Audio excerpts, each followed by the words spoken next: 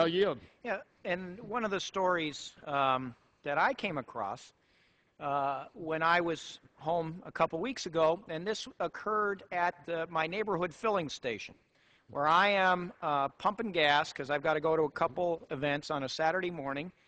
And one neighbor came up who said, and he was on the other side of the pump right across from me, he says, you know, this healthcare thing, Ed, you know, I really want you to go slow and make sure that this thing is financially sound.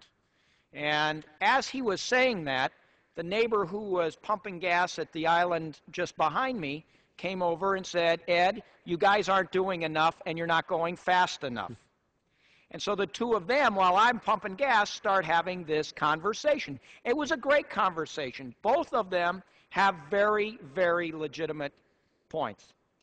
And we need, as we go through this, to make sure this is as financially sound, and we try to predict as much as we can on an ongoing basis. But we do know that there are problems with the system. We do know that we pay, as a nation, a lot more than almost any other industrialized country around, and competitively, that puts us at a disadvantage. So we know we have to do something. But the gentleman who said we're not going fast enough was, you know, a young father, I think probably 35 years old, works for a roofing company. He'd like to start his own roofing company, but he can't because his wife has Crohn's disease.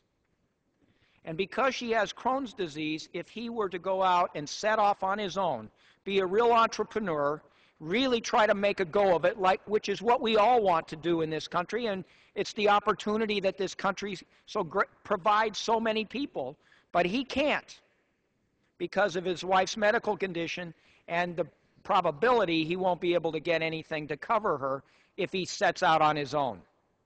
So these two gentlemen, both of whom are neighbors of mine, had this great conversation, both of them with legitimate points, but there is an urgency here. And there is a restriction on people really going and doing the American way and setting out on their own to see what they can do for themselves and their family and ultimately for their community in this nation.